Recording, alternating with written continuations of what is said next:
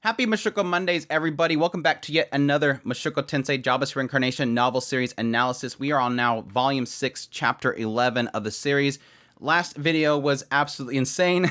Thanks so much for everybody for their support and all the feedback. Unfortunately, I had to disable the comments because some people just got a little too crazy with the spoilers. So as per usual, everything that I talk about in these videos is purely speculation and me going through the content as I go along.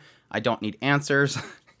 I don't know why that has to be said. I just don't need answers. Let's just enjoy the journey together, and as we discover things, we'll discover things. It's not just to protect myself, it's also to other people who are reading along with me. As per usual, I want to thank everybody that supports the channel, those that subscribe, those that join for the membership button. Greatly appreciate Aaron and Sabanasu, who recently became a member. I'm looking to do some membership-only content. I'm thinking kind of behind-the-scenes stuff and whatnot. But even if you can't support through monetarily, just sharing out the videos, hitting the like button, leaving a comment, all that stuff helps out the algorithm, and I greatly appreciate it. You guys are amazing. I appreciate you guys' support so much. With that said, let's jump into Chapter 11. I have to say, there is a lot of new content in here. This is stuff that, yes, was skipped by the anime adaptation. There is a chance that they could revisit the stuff later on, but I think a lot of it's really kind of fleshing out a lot of these concepts.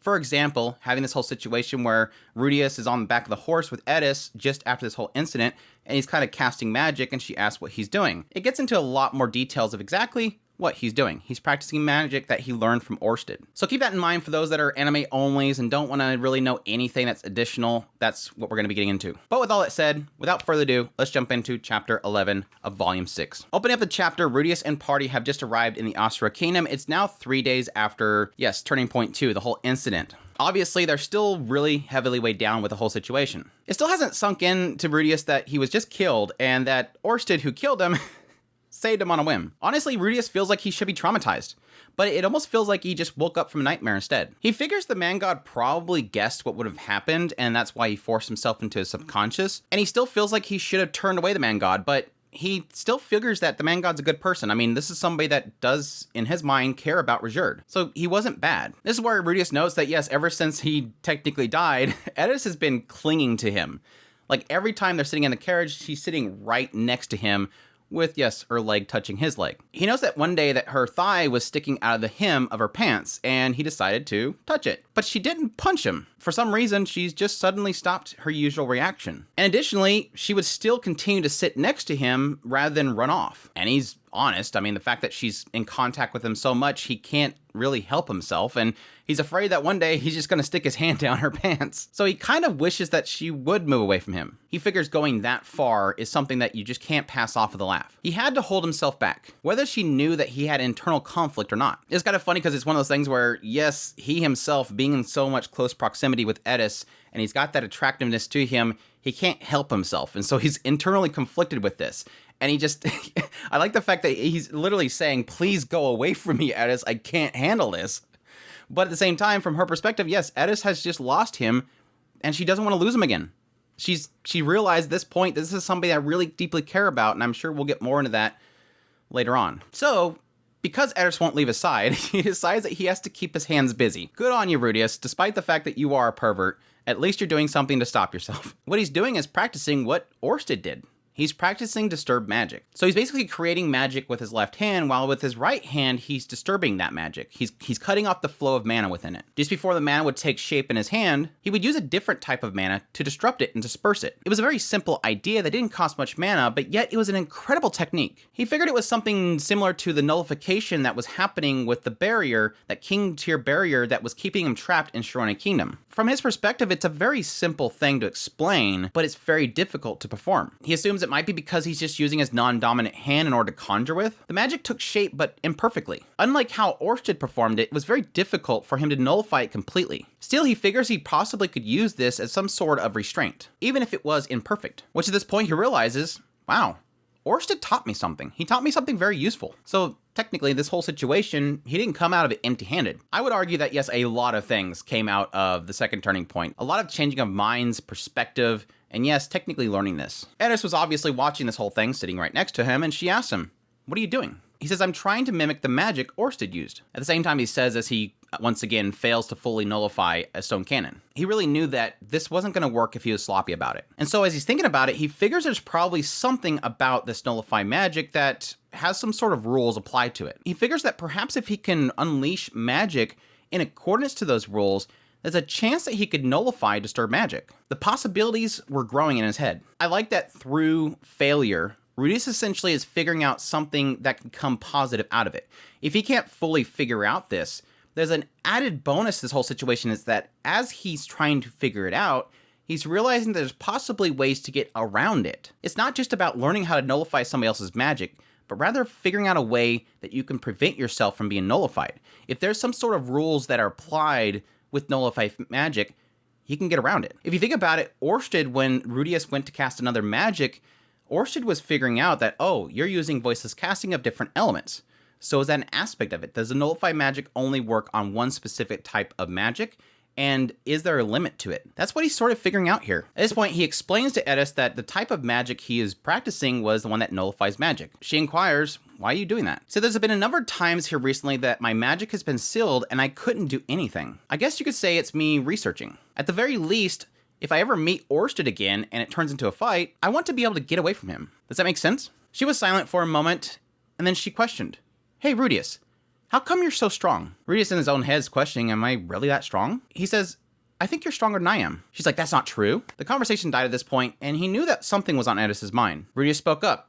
Are you worried about the fact that you were so easily defeated the other day? She says yes. Rudeus knew it wasn't her fault, of course. I mean, this was Orsted, the dragon god, the strongest in the world. It wasn't a fair fight. Orsted existed on a different plane, a plane that you could never reach by effort alone. He even had curses restricting him, and yet he had physical abilities to fight and best Refuge, defeat Eris with one hand, and yes, render Rudeus powerless. He only used enough strength to take them down, with plenty to spare. Rudeus had no clue what would happen if this guy went all out. So Rudeus speaks up, it was an unfair opponent. It's not your fault. You're still young. As long as you work hard, you'll get stronger. You really think so? Even Gisline and Refuge said something like that, didn't they? So that's when Eris says, you know you almost died, right? How can you say that so easily? In Rudeus's mind, he's thinking it was kind of surreal to him. He had no plans to fight Orsted again. He'd flee or beg for mercy. And he really does hope that Eris isn't there to see him groveling.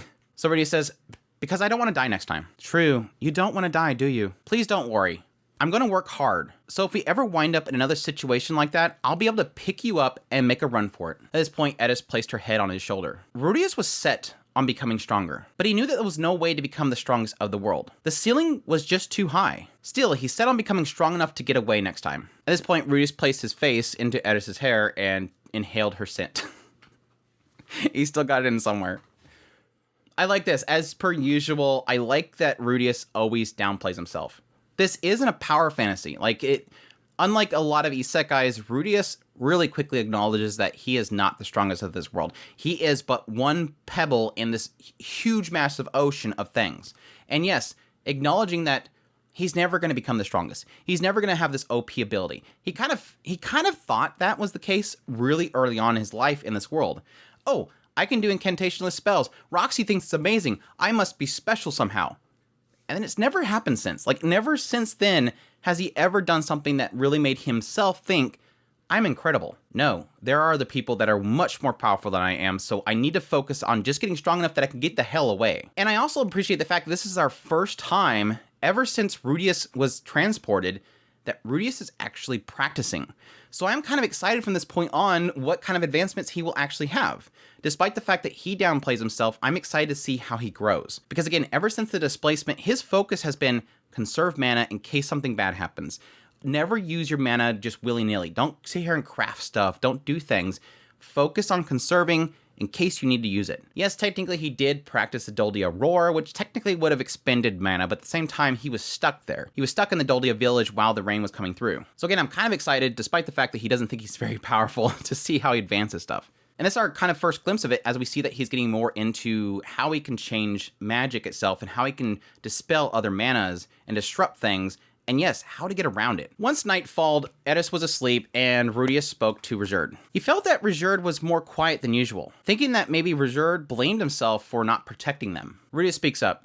That man, Orsted, He's apparently the dragon god. Number 2 of the 7 great powers. Refuge replies, so, that's who he is. No wonder he was so strong. Right. After you were knocked out, there was nothing I could do to oppose him. This is the first time since Laplace that I took just one glance at someone and felt like I couldn't defeat him. There's a reason for that. Refuge at this point confessed that there was no chance that he would stand up against the elite of the 7 great powers. They were just monsters beyond comprehension. Even if it was bad luck they ran into him, they were lucky that they made it out alive. But Rudeus felt that Refuge's tone seemed to acknowledge that there was nothing that he could have done, but seen it as a separate matter from him being unable to fulfill his duty of getting them there safely. If we ever meet someone like him again, you absolutely must not pick a fight with them. Don't even meet their eyes if you don't want things to happen like that again. Yeah, well, next time I'll probably just avert my eyes and move on. Rudeus honestly felt like Refuge was angry at him. It wasn't Refuge's fault for, him calling out to Orsted and all. Rudeus felt like he should have been more cautious because of how Refuge and Eris were acting. Even if he wasn't infected by the curse, he should have seen these two were terrified. Rudeus says, so what's bothering you? Refuge casted a sharp glare at Rudeus, who is the man god. Refuge went on to explain that he sensed this bloodthirsty aura, but this guy wasn't doing anything. He wasn't directing it towards them. It wasn't until Rudeus mentioned that name. Rudeus at this point was contemplating if he wanted to tell him. Again, he felt at this point the man god wasn't a bad person. And after everything that happened, he didn't want to keep secrets anymore. At this point, Rudeus divulges everything to Refuge. This guy seeing him in his dreams, the conversations they had, the advice that he gave him to help Refuge, the man god and the dragon god, the 7 gods of old. It's all so sudden. It's hard to believe, I bet, but there are parts that make sense. By the way, about the bad reputation of Spur Tribe, apparently it's a curse. What? To be precise, it was a curse placed upon Laplace, which he transferred to your guys' spears, which then rubbed off on the entire Superb tribe. Or so the man god said. I see. So it's a curse. I never heard of transferring a curse before. But if it's Laplace we're talking about, it's possible. He was able to do anything. Rudeus honestly thought this was good news, but Refuge just scowled. He sat there and thought. After some time, Refuge let out a weak laugh. If it's a curse, then there's no way to fix it. There isn't? No. They're called curses because there's no way to lift them. I've never heard of a curse that affects an entire tribe at once. But if that's what the god is saying, then it's probably true. Refuge gave off another laugh, as if everything that they'd done until then was for naught. Rudeus then assured him that what the man god said was that it was unlike the others, that it was fading with time. That and cutting his hair severely reduced it. Are you serious? Yeah. He said right now, what remains is just traces of the curse and the initial prejudice that it created. The Superged tribe's reputation can recover slowly but surely, and that all depends on how hard you work from here on out. I see. That makes sense. Rudeus clarified that it was the man god's words. To take it with a grain of salt, he wanted to make sure to continue to be cautious just as they've been. I know. Still, hearing that's enough for me. Refuge went silent, and then he had tears streaming down his face. Rudeus pretended that he didn't see them, but with that, they both retired for the night. I love this scene because it's like the cat is finally out of the bag. Like Rudeus finally reveals all to Refuge. And it was kind of scary, honestly, with this particular moment, even when I watched the anime, is that moment where Refuge finally understands that really the reason why Rudeus initially accepted to help him was because of what the man god said. And it's kind of curious because with most characters, like with most people, it would seem like an insult. Like, oh, so the only reason you've ever been helping me, Rudeus, is because he told you to? That's not where Refuge's mindset goes to. Refuge really does see things differently than most people do. And again, honestly, Refuge would have helped them either way. Refuge wanted to help them because they were children, they were in a bad place, and he wanted to help get them home. So in truth, it's not that Rudeus was using him. Rudeus was this thing that he was wanting to protect and take home. So it doesn't really matter what Rudeus wanted out of the whole situation. It didn't matter what Rudeus wanted to give in the whole situation. But it's interesting even that Rudeus doesn't even correct the idea that, like, yes, he told me to help you, but I wanted to help you too. Like, eventually I wanted to save you. I guess technically Rudeus does get to that. Like, he eventually does describe to Refuge that everything is not for naught. That there is a progression here. We are helping the tribe. It is getting better. He's going out of his way to assure Refuge that their initial goal is working. We are getting somewhere. It is a twofold thing. It is the curse, but it is also the prejudice. It's a physical disability, and then there's the mental disability. People believing that this is a bad thing because it does technically physically affect people initially. But yes, getting a tough, battle-worn really old guy crying hits. It really does hit. It hits because this is this tough guy that you don't really see much side of his emotions. You see anger, you see protectiveness, you see fight, you see calmness. Now you finally see emotion. And I think that was something that also transitions into their eventual separation here, I think in this chapter. Yeah, this chapter. It's hard to see. It is really hard to see. This is somebody that's pretty much became a parental figure. I'm getting ahead of myself. Let's get into the next part. But no, I do like the fact that Richard pretty much tells Rudeus, don't do that again. Please don't do that again. Like Rudeus even feels it. Like he is mad at me. Like I did something that I really shouldn't have done. And again, that goes that technically Richard told him, don't do anything. And Rudeus still did something. He disobeyed his orders, even though Richard himself knew this guy was dangerous and that he could not best him. Rudeus still spoke up, and he shouldn't have. He put them in a really bad position. But yes, continuing their travels, a month passes as they travel, and they didn't visit any capitals. They just kept going north, even passing several farm villages. He knows that he didn't even go out of his way to gather any information. They were just feeling like they were so close to their destination. They just wanted to get there. They just wanted to get to the refugee camp. And yes, they finally arrived. Finally. Cast scroll. It's done. Thanks, guys, for watching. It's all over. They got to the destination. The story's over. No, obviously. But yes, the Fatoa region, which was now empty. Places that once had civilization was now nothing. No wheat fields, no water mills, no livestock buildings. Grass was all that spread before them, far and wide. The scene created a sense of emptiness, one that cradled deep inside them as they arrived at the only city in the Fatoa region, the refugee camp, their final destination. I want to take a moment to really note here. They arrived from the south. And if I remember correctly, Buena Village was to the north. So they should be coming from the south. They should arrive at the refugee camp before they would arrive at Buena Village. But yet in the anime, they go to his house first, which I thought was a beautiful scene. Him going in his house, and you have that little brief moment where Zenith looks over at him and he sees his younger self running in the door. It was a really cool scene. It's showing like where he came from and where he is now. Showing that contrast of his younger self and his new self. Showing that the things that he's technically still lost. But the thing that was more curious to me is how they're describing the refugee camp compared to what the anime portrayed it as. In the anime, it keeps showing the ruins of buildings in the background with tents. But in actuality, every description of the disaster zone in the novel has always been barren, flat, nothingness, grass, because it grows back. But no buildings, no ruins of buildings. If you remember back when he was talking about the displacement incident itself, what they described was specifically that if it's a living being, it would be transferred. But everything that's not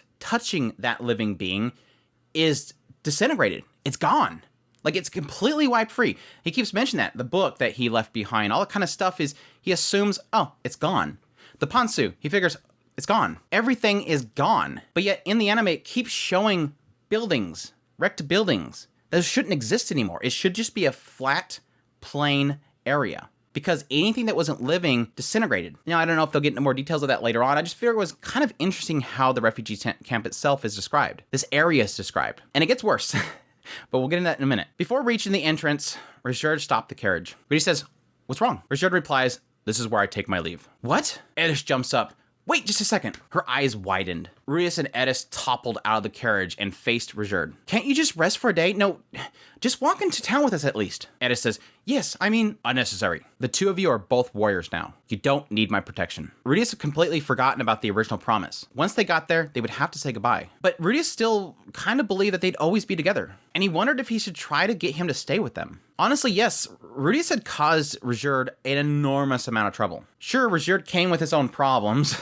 But Rudeus showed far more weakness. Despite this, Richard acknowledged him as a warrior. Rudeus couldn't ask anything more of him. Rudeus says, if you hadn't been with us, I'm sure we wouldn't have made it this far in 3 years. No, I'm sure you would have done it. That's not true. I'm too careless about some things. So we would have failed at some point, I think. As long as you're able to recognize that, you're fine. Rudeus noticed that Richard's face was calmer than normal. Rudeus, I told you this before. As a magician, you've already attained a kind of perfection. Despite all the talent you possess, you still don't let it get to your head. You should be aware of how much it means to be able to do that at your age. Honestly, Rudeus was conflicted by the meaning of those words. Yes, in his own mind, he's actually like over 40. He didn't let it get to his head because of his previous life's memories. But yes, technically 40 is probably still young in Richard's eyes. Rudeus hesitated. rambling off his weaknesses. It seemed far too pathetic. Rudeus wanted to stand before Refuge with his head held high. No, I understand. Mr. Refuge, thank you for all you've done for us. Rudeus went to bow his head, but Refuge stopped him. Rudeus, don't bow to me. You might think that I've done a lot for you, but I think you've done a lot more for me. Thanks to you, I see hope in my tribe regaining its honor once more. Rudeus says, I didn't do anything. I basically wasn't able to do anything. Rudeus in his head downplayed himself, turning dead into a positive thing on the Demon Continent. It didn't turn into anything but just a group of adventurers. In the Middle's Continent, things didn't go well. He got pushback for everything that he thought of. Then when they got to the Central Continent, he didn't do anything. In the end, Rudeus couldn't erase the sizable history of oppression in this world. Refuge spoke up. No. You did a lot. You taught me that my straightforward method of saving children wasn't the only one out there. But none of my methods were effective. Still, I've changed. I remember all of it. The words of that old woman in Rikarisu City. Thanks to your schemes, she didn't find the superb tribe scary. The look on those adventurers' faces when they heard the name Dead End. How they weren't frightened, but rather laughed cheerfully. The closeness I felt with warriors of the Dolia tribe, and how they accepted me even after I told them I was a superb. And the Chiron shoulders, and how they cried when they thanked me when their families reunited with them. Rudeus thought, aside from the first two, that was all Refuge. So he spoke out. Those were things that you did by yourself. No, I couldn't do anything by myself. In the 400 years since the war, I worked alone, unable to take a single step forward. The one who showed me the step was you, Rudeus. Getting all worked up. I'm getting worked up. Rudeus says, but that happened because the man god's advice. I don't care about some god I've never seen. The person who really helped me was you. No matter what you think, I feel a debt of gratitude towards you. That's why I don't want you to lower your head to me. The two of us are equals. If you want to thank me, look me in the eyes. Refuge then stretched out his hand towards Rudeus. Rudeus met his eyes and then gripped his hand. I'll say it again. Thank you, Rudeus, for all you've done for me. And the same to you. Thank you for everything you did for me. Squeezing Refuge's hand, he felt strength coming from him. Rudeus' eyes started to sting. Refuge had accepted somebody like Rudeus, someone who was pathetic, someone who had failed his entire way. But that was the point in which Refuge pulled away his hand and placed it on top of Eris's head. Eris.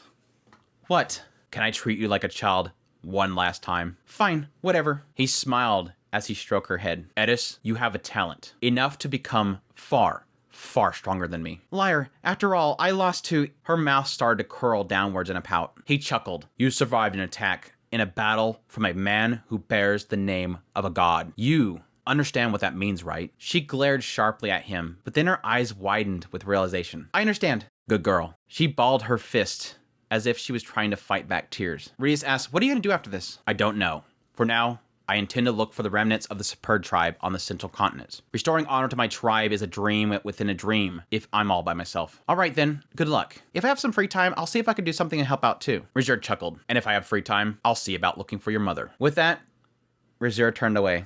That reminds me, I need to return this. He went to go take off Roxy's pendant. Yes, the one item that tied Roxy to Rudeus. At least it had been. Rudeus said, please keep that with you. Are you sure? Isn't it important to you? That's exactly why I want you to keep it. All right then, Rudeus, Eris, let's meet again. With that, he was gone. It felt so instant. There was so much more that Rudeus wanted to say. So many things happened, so many feelings and words that he couldn't describe. He didn't want to say goodbye. He thought, let's meet again. That's right, they just had to meet again. He's sure they would. And that's chapter 11. So emotional. I love the fact that Refuge literally gives Eris the words that you are now a warrior. I will no longer treat you like a child. And then everything that transpires with Turning Point 2 and their travels and reaching the refugee camp, out of nowhere, Refuge's like, can I treat you like a child one more time? But even still, it was him wanting to show some affection towards Eris. Show her that she meant a lot to him. Treating her like somebody of a child that he has been with him for a long time. Like his daughter. I almost feel like that's kind of the thing it's going for because honestly, yes, what kind of unfolds right after this, he sort of has become almost a father figure. It's stupid. Geese Lane and Refuge, are we gonna get those two together? It's Mama and Papa for Eris. But no, it was like a very touching scene because not only that, it quickly transitioned to her downplaying herself and him pointing out, you do realize what happened, right? You didn't lose to just anybody. You took a blow from somebody that calls themselves a god, and you lived through it. You fought a god and lived to tell it. That means something. That means something, doesn't it? You understand, right? And then she realizes it. I fought a god. Like, I literally just fought a god. It's amazing. And even Refuge's willingness to say, Eris, you will surpass me. Like, he already feels like, Eris, you have grown so much that you will... I don't think those are empty words. Refuge isn't somebody to say something like that unless it means something. Refuge's not going to give an empty promise to Eris just to bolster her up.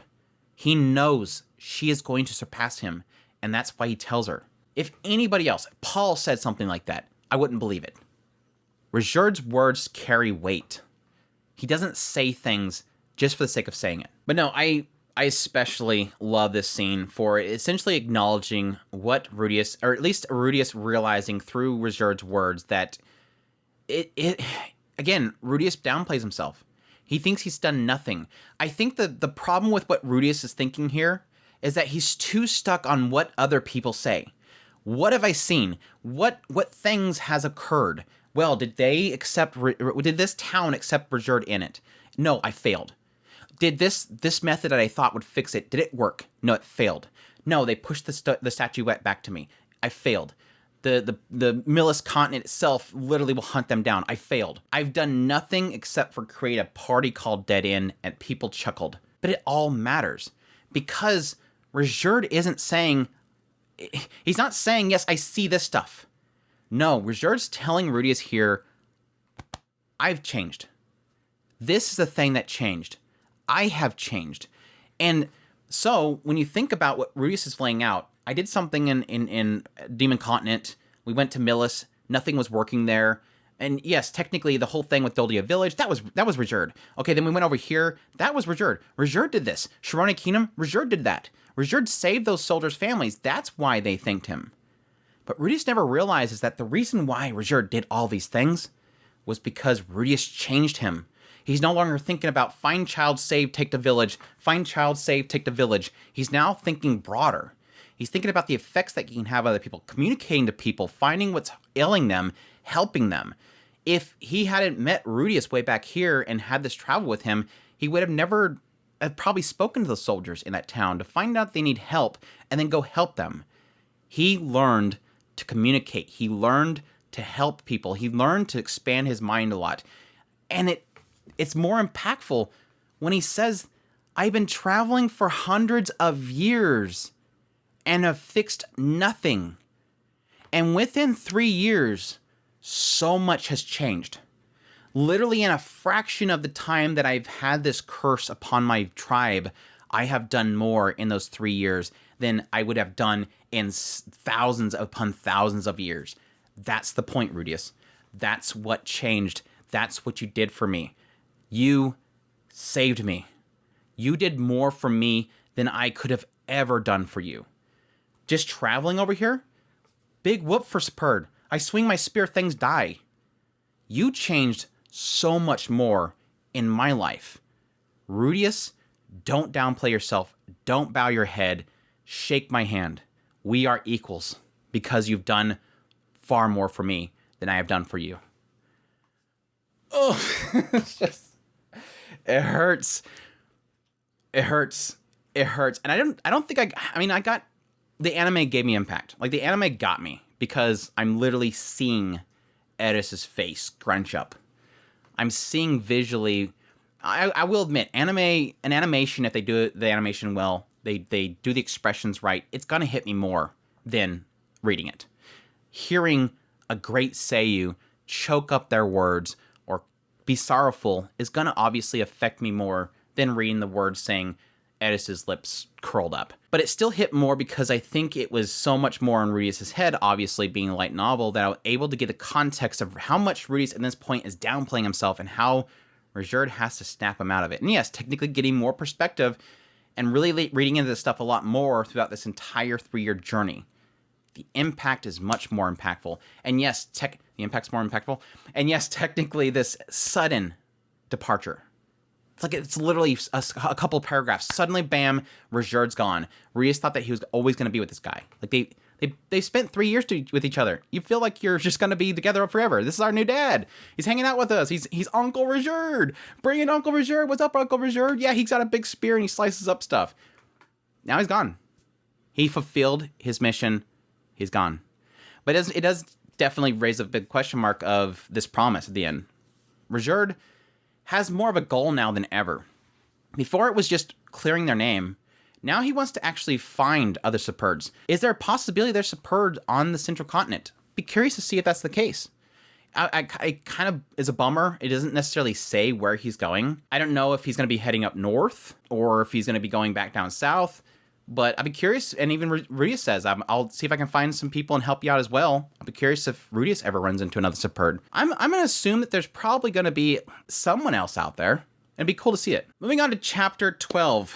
They arrive at the refugee camp. Now, I first want to note, very weird how this whole segment is adapted versus the anime itself. A lot of stuff was changed in this particular segment. And the main thing that I mentioned earlier I do want to point out is how they portrayed the refugee camp. Remember, yes, I kind of figured the first kind of showing that we had of the refugee camp with like Roxy there and with Paul there, it makes sense because this was like literally right after it happened. And so thus there's going to be nothing there but tense. People mourning deaths, people going crazy, being upset. Yes, religious figures crying out, why would you let this happen? But now it's different. 3 years has passed, keep that in mind. And still the anime adapts it as if, again, there's buildings in ruins which shouldn't exist there. There's tents, there's people everywhere mourning the death, everywhere. But it's different in the light novel. When they arrived there, it was a sizable village. It was quiet. Rudeus notes there was citizens in thrown together log houses, but there was no spirit left in its residence. They headed to the middle of the camp to a building that resembled an adventurer's guild. Again, log houses, building. These weren't tents. Obviously, he figures that this is going to be the headquarters of this camp. Inside, it was just as melancholy. Eris speaks up. Rudeus, there was a sheet of paper on the wall. It read, Fatoan Liege Lord James Boreas Greyrat. Beside it, it said, seeking status information, deceased or missing. Beneath it, of course, there was a list of people that were missing, alphabetical by village and city. Rudeus says, let's look at this later. Rudeus briefly noted that the deceased list was incredibly long, and that the Liege Lord wasn't Saros. This made Rudeus very anxious. At the counter, Rudeus gave Eris's name. The woman quickly fetched both Alphonse and Ghislaine. Eris had a pure look of joy on her face. If she had a tail, it would probably be wagging. Rudeus was happy too. She looked well.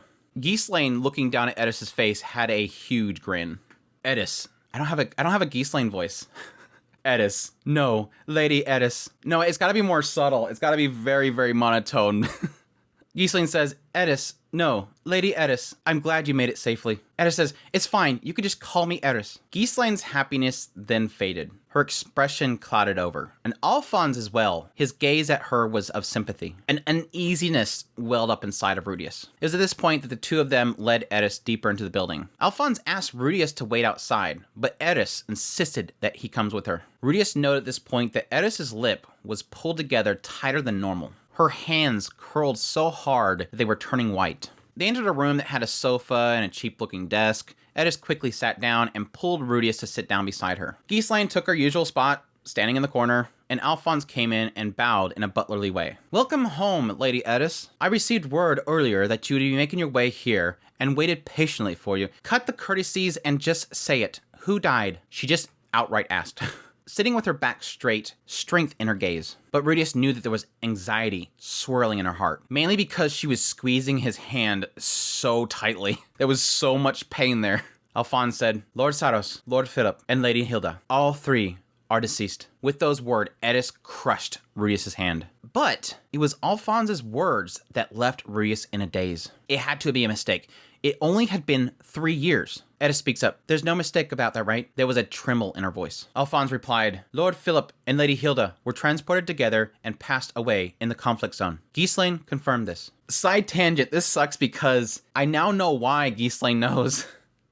Again, in the anime, we went from basically the point in which they were teleported to now meeting Ghislaine in the refugee camp. And yes, technically in the anime, when they mention this, he says that Ghislaine confirmed it, but doesn't say that that's where Ghislaine was at. It doesn't say that Ghislaine was at that conflict zone. But we know as light novel readers that yes, I think it was in the end of volume 2, that Giselain was teleported there and that she fought there, and then yes, she would have came across their bodies. So it's like it's a big oof moment. Like, yeah, Giselain knows. She found him. Eris speaks up. That's right. Where was Giselain teleported to? Giselain replied, the same place as Lord Philip, the conflict zone. Apparently, as Giselain was pushing through the conflict zone on foot, she came across Philip and healed his bodies. But she didn't get into any details at all. Judging by Giselain's face, it was bad. Rudeus wondered, was it the condition of the bodies or how they died? Was there something that she seen that made her turn away? Or was it something that she heard that made her cover her ears? At this point, Eris just made a single humming noise as her hand trembled while gripping Rudeus's. And what about my grandfather? Alphonse replies,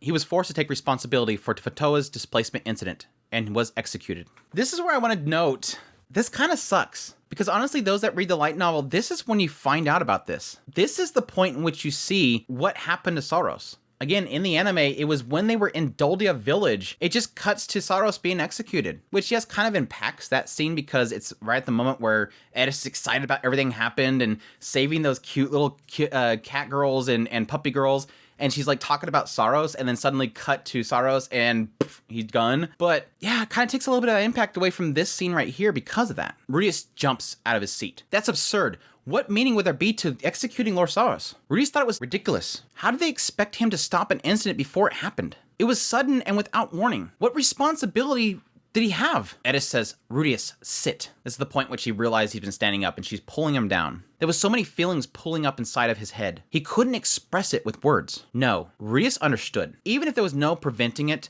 many people died and crops disappeared. The cost was huge and the people needed a scapegoat. Though it wasn't just that. There was probably some power struggle between the nobles. Rudeus didn't know how much authority Saros held, but it must have been enough that his downfall warranted to be killed. Rudeus couldn't rationalize it, but when he looked at the refugee camp, there was no signs that the country was being serious about re-establishing the Fatoa region. Saros could have done something. Saros could have taken more measures. He was useful in situations like this. But still, being truthful, Eris's feelings was all that Rudeus cared about. He couldn't stay calm when he thought about how she felt hearing that she had no family left. An uncountable number of people had died, and yet they killed a man that returned alive? Eris traveled all the way just to learn that? Side note, I love how deep it is in Rudeus' head right now about how frustrated he is. Again, this is a great step in Rudeus' mind of caring for people that is in this world. He has been through so much with Eris, and yes, he's frustrated with the logic of this world and the nobles, but at the heart, it's Eris. Eris returned home to find everybody's dead, and not only that, but the one person that could have been here is gone.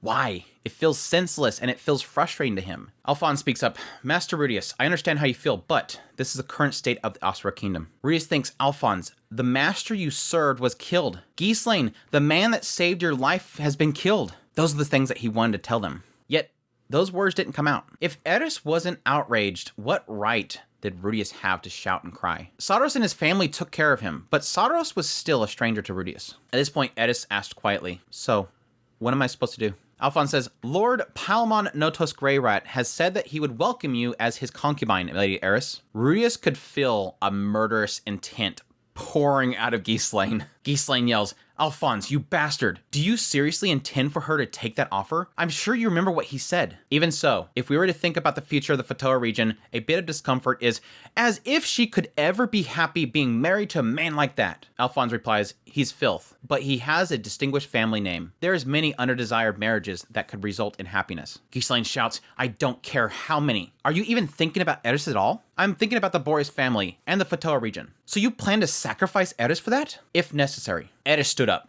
folded arms, legs spread wide beneath her, chin tilted forward. Enough! It was so loud. Giselain covered her ears. I think the anime missed that. Eris said, just leave me by myself. I want to think. At this point, Alphonse left, Giselain behind him. Then Eris told Rudeus to leave. It was a shock to Rudeus because this is the first time in a few years that Eris pushed him away like that. Yet still he left, and as he closed the door, he could have swore he heard sobs. Like I said, this segment pretty much covered it pretty well. I think the only thing that's really different here is that it went more detail the fact that Giselain was in the conflict, so that's where she went, and then she discovered these bodies. And the emphasis they put into how he feels about her describing the situation, it really did feel like something really terrible happened to them. Did they splat because they fell from the sky? Did they... Yes, unfortunately, bandits have their way with I don't know, even Hilda or something. It seemed like she was very distraught about the circumstances of the bodies that she found. If you think about it, in a conflict zone, if two people showed up in really fancy outfits, they're going to immediately know these are nobles and they're going to do terrible things to them. At this point, pretty much a lot of this stuff is uncovered by the anime. Like, I think that pretty much the rest of this chapter is pretty much skipped by the anime, so keep that in mind. At this point, Rudeus went to the room that Alphonse prepared. He went there, dropped off his stuff. He even went next door to where he kind of set up all of Eris' stuff so that she had a room as well. At this point, he went back to seek out Alphonse and Ch11 to ask more information from them, but he couldn't find them. Instead, he noticed a board that had Paul's message pinned on it. This is obviously the note that he left way back when Rudeus was 10 years old when he was first teleported and Paul came back there and put the note up. He knows that, yes, now he's soon to be 13, so time has passed. He then found the list of the missing and the dead. He kind of goes through the whole system of it. You have this list of missing people. Once they're found, their names crossed off. And if they survive, that's it. That's all you have to do. You can even submit contact information to the guild itself so that they know how to contact them. But if they're found dead or their body's confirmed, you didn't have to put the name under the dead. At this point, he's going down the list. He ends up running into Laws. And yes, Paul already told him that Laws was dead, so his name was crossed out. And just below that name, he noticed Sylphie's name, and a line was through it. His heart began to drum loudly. Rudeus thought, it can't be. He began scanning the name of the dead. However, Sylphie's name wasn't next to Laws. He then asked a staff member that yes, that means that it's confirmed one of the survivors. A relief filled him knowing that Sylphie was alive. He inquired if there was any way to contact a survivor, but unfortunately there was no contact information registered with them. This makes sense because, again, if we're assuming that Fitz is Sylphie, she had an agreement with them in order to help find her family, so they would probably contact to try to find her family, and then they would probably note that she's been found. But they wouldn't leave information because I think they're trying to keep the fact that she is Sylphie a secret. But anyhow, they confirm that yes, this is probably because she settled down somewhere and she probably doesn't have contact information yet with the guild. Or possibility that somebody spotted her and updated the list but didn't have any sort of contact information. Either way, Rudeus was just happy that she was found. He's still worried though. Like, for instance, if because of her hair being the color that it is, it kind of looked like a Superd's. She might be somewhere out there crying about somebody making a comment about her hair. I don't think she's as fragile as you think she is anymore, Rudeus. And if they do make fun of her hair, they're probably dead. Though Rudeus thought, Paul said that she could do healing without incantation. She had the strength to survive on her own. She's probably a venture too, looking for her family, unaware that they passed away. At this point, Rudeus crossed out Lilia and Aisha's name. They've been found. He noted that the name Rudeus and the name Eris were crossed out on the list because, obviously, Alphonse knew they were coming. He then notes that amongst Paul's family, there's only one name that wasn't crossed out yet. Zenith Greyrat. Meaning she had still not been found. Rudeus figures, next time I meet the man god, I'll see if I can ask him where she's at. Side note here. One thing, the anime right here has Ch11 explain all this stuff to him, and technically in the light novel, he's looking for Ch11, so it's kind of funny that aspect. But no, I want to point out here, and I found this extremely hilarious. Let's all remember, what did Rudeus say the first time he learned about the displacement incident with Paul? The first name that came to his mind was Sylphie. And the last thing he was concerned about was Zenith. And what happens here? The first name he looks at is Sylphie, and the last name he finds is Zenith. Damn it, Rudeus, have you learned nothing in this whole time? I got a huge kick out of that. I laughed out loud the moment I realized that reading this. I'm like, dude, seriously, Rudeus, again? But no, it's kind of a tragic system, and I'm still frustrated that I'll find out eventually. I'm going to get there in the books. I'll get to finding out what happens with Zenith eventually. Well, technically, the anime sort of indicates it with the end of the first season, but anyways. But yeah, like I said before, my assumption is the reason why Sylphie's name's crossed out, because if Fitz is Sylphie, again, she made an agreement with Ariel that she would look for her family, and she was in contact with Alphonse and was actually supplying them money. So she would have told him that, don't look for Sylphie. Though it is curious because it seems like they're going out of their way in order to have Sylphie be this Fitz character, and thus you would think that they would want to fake that Sylphie's dead, but maybe they just don't want to cause any trauma to other people. Maybe Sylphie's like, no, don't say that, because then, my master is going to be upset to learn that. Now here's the completely unadapted content that we have in the light novel. So really interesting stuff here. This is something I don't think is going to be covered in the anime with the second season, just because this conversation it couldn't happen beyond the first season because it requires characters to be in certain places.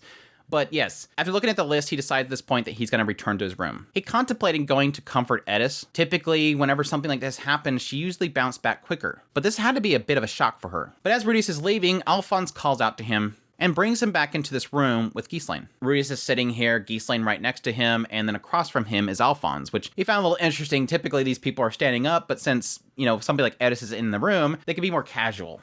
At this point, Alphonse requests of Rudeus a concise report about everything that's happened over the last 3 years. At which point, yes, Rudeus goes to explain on this long journey, their entire travels all the way from the Demon Continent, trying to keep all of the story to kind of be centered around Eris. At the end of it, he mentions the fact that Refuge departed ways with them just before they came in the camp, and Alphonse says, "The man who escorted you returned home?" Rudeus says, "Yes, he really looked out for us." Alphonse says, "Truly? Once things settle down, I'd like to propose to Eris that we officially reward him for his assistance." Rudeus is like, he's not really that kind of person who would accept something like that. Alphonse says, "Is that right? Well, Master Rudeus, of those who served Lord Saros, it is only the 3 of us who remained." Rudeus noticed that Alphonse had a look of exhaustion. This dude has been working really hard lately. Rudeus says, "What about the other maids? Judging by the fact that they haven't returned, they're either dead or they have returned to their homeland." Oh, all right. Rudeus thinks, so even the cat-eared girls were wiped out. Or perhaps they returned to their home in the Great Forest. Alphonse follows up, "And the Lord took such good care of them.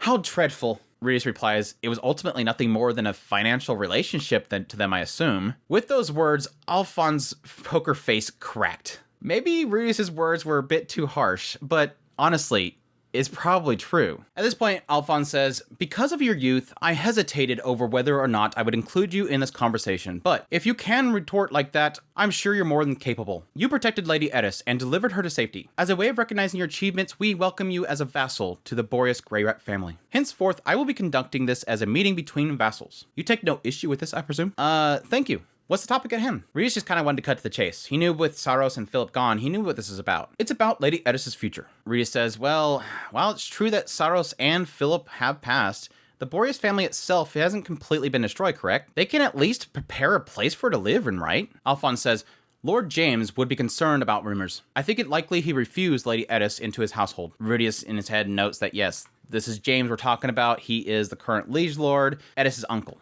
Rudeus figures that he probably wouldn't see that Eris is the image of a noble lady. And her brother's there, and she'd probably get in a lot of fights with him. Alphonse follows up, "Even if we were willing to take her, it's doubtful whether or not the nobles would accept her as one of them. I can't picture her taking in duties as being a maid either. Therefore, I'm going to reject that idea entirely. Next, I would like to discuss the invitation from Paimon Noto's Grey Rat. He said that if Eris returns home, if she had no place to go, he would be willing to welcome her in as one of his concubines." Rudeus notes that yes, Paimon is Paul's younger brother, the current head of the Notos household. Rudeus noted that Saros didn't really seem to like him at all.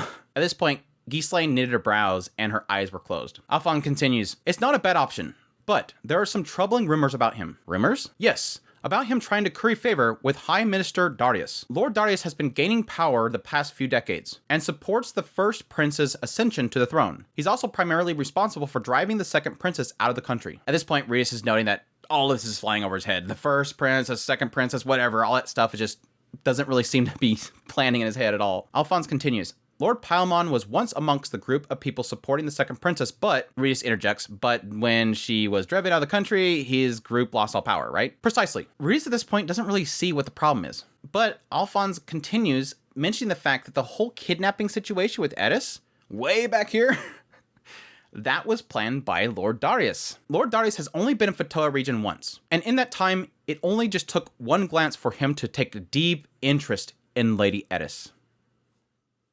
It all clicks now. It all clicks now. I don't remember any of this in the anime. And now suddenly, everything makes sense. Everything's starting to make sense to me.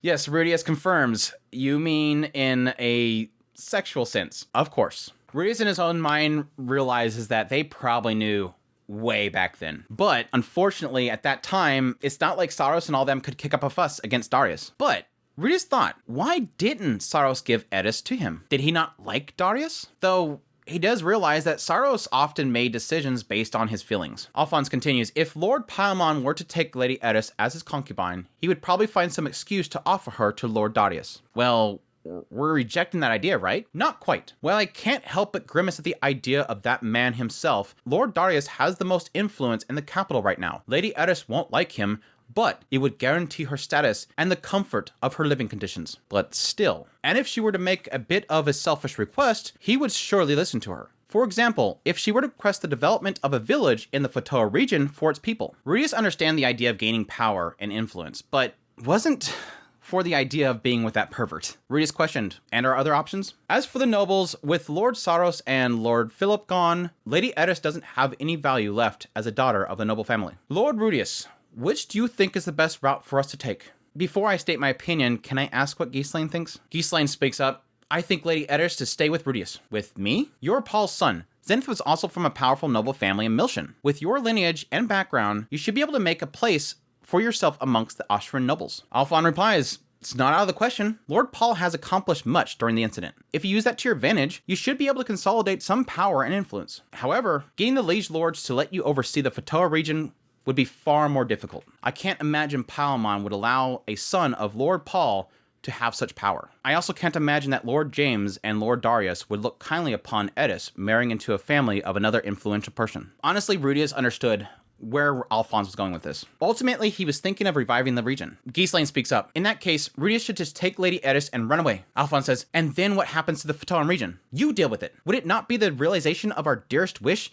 if Lady Eris were to take control over the land that Lord Saros loved? Ch11 retorts, that's your greatest wish. Don't lump me in with you. I just want Lady Eris to be happy. Alphonse says, and you think she'll be happy if she runs away with Lord Rudeus? Happier than if she was forced to marry Palamon. Note she doesn't say Lord Palamon. That's kind of interesting. She has no respect for him. Alphonse says, and what about the people of the region? And Ch11 replies, and here's the stinger. I don't care about them. Lady Eris was never expected to deal with those matters from the start. Yes, they were going to kick Eris out. They were making her an adventurer. They never expected Eris to do anything. And Ch11 knows this more than anybody. Ch11 was with her as she was pretty much this stain within the family. Not really a stain. I mean, Saros loved the hell out of her. They just knew they couldn't do anything with her. They knew they couldn't do anything with her. Rudeus realizes this is an obvious divide in once. Living with a pervert and rebuilding the land, or Eris's personal happiness. Rudeus leaned towards Ch11 on this. It wasn't logical, and it was entirely emotional. But he didn't want the girl he cared about to be living with a pig. He knew that Alphonse was saying something important, but he just didn't agree with him. Rudeus says, looks like we are at a standstill. Alphonse says, what do you mean? Rudeus replies, whatever it is, Eris is the one who gets to decide. There's no point in us even discussing this. So let's just find a more constructive topic of conversation. Is there anything else? Alphonse looked dumbfounded, and Ch11 went quiet. If not, then I'm gonna go rest. And with that, the meeting was done. And that's chapter 12. That is chapter 12. Yeah, really cool to kind of get this insight. Yeah, technically a little bit of this was included with the conversation, I think, with Alphonse and Rudeus after Eris left, but it's still a lot of this stuff is really them kind of laying the groundwork for the political systems here.